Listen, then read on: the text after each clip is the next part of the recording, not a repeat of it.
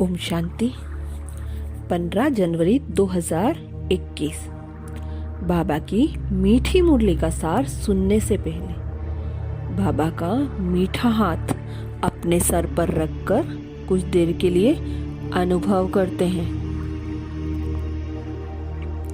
बाबा बोले, मीठे बच्चे, तुमने आधा कल्प जिसकी भक्ति की है वही बाप खुद तुम्हें पढ़ा रहे हैं। इस पढ़ाई से ही तुम देवी देवता बनते हो। तुमने आधा कल्प जिसकी भक्ति की है वही बाप खुद तुम्हें पढ़ा रहे हैं। इस पढ़ाई से ही तुम देवी देवता बनते हो। प्रश्न, योग बल की लिफ्ट की कमाल क्या है? योग बल की लिफ्ट की कमाल क्या है?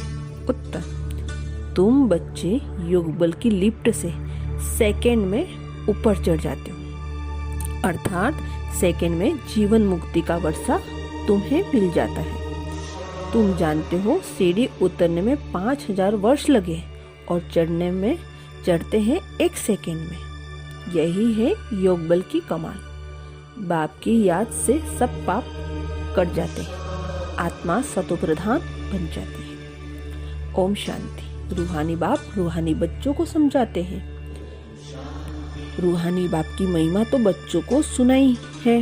वह ज्ञान का सागर, सच्चित आनंद स्वरूप है, शांति का सागर है। उनको सब बेहद की शिफ्तें दी जाती हैं। अब बाप है ज्ञान का सागर और इस समय जो भी मनुष्य हैं सब जानते हैं हम भक्ति के सागर हैं। भक्ति में जो सबसे तीखा होगा उनको माल मिलता है। जो भक्ति में तीखा होगा उनको माल मिलता है।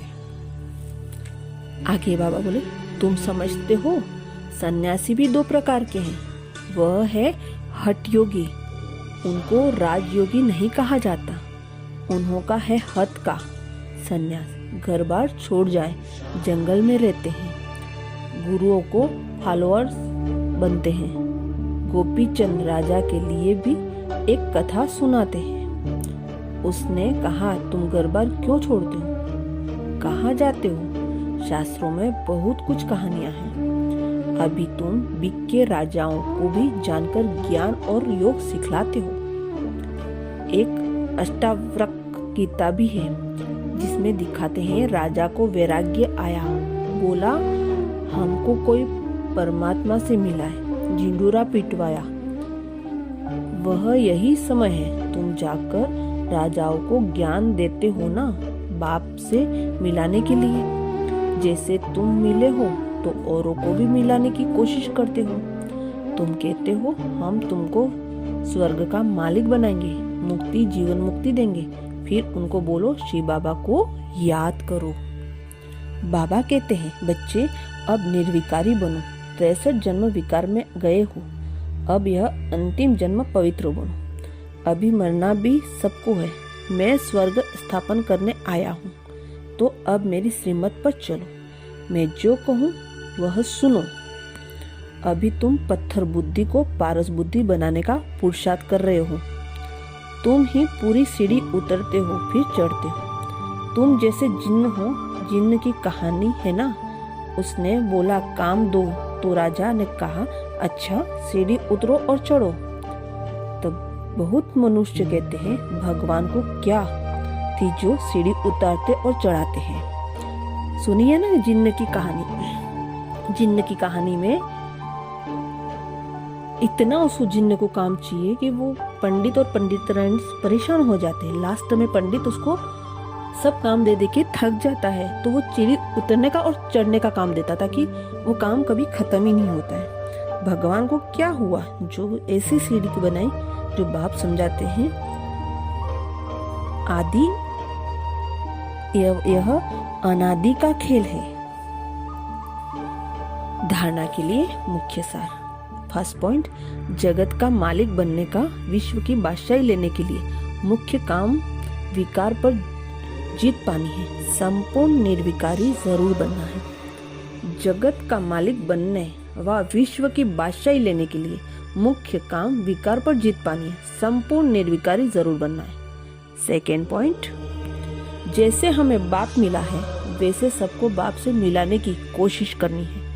बाप की सही पहचान देनी है, सच्ची सच्ची यात्रा सिखलानी है। जैसे हमें बाप मिला है ऐसे सबको बाप से मिलाने की कोशिश करनी है, बाप की सही पहचान देनी है, सच्ची सच्ची यात्रा सिखलानी है। वरदान।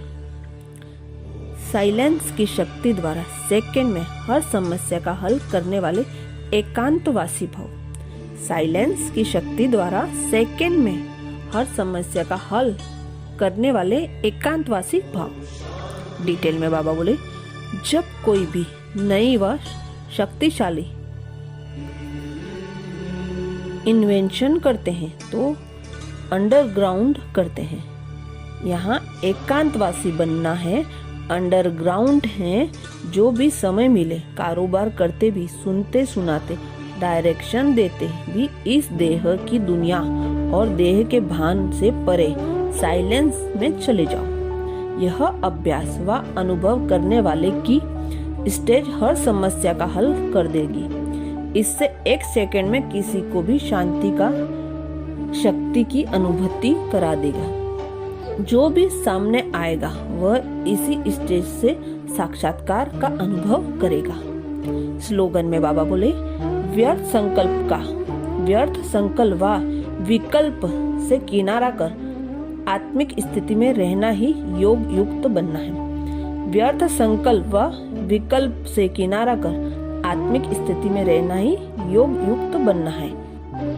अच्छा, ओम शांति।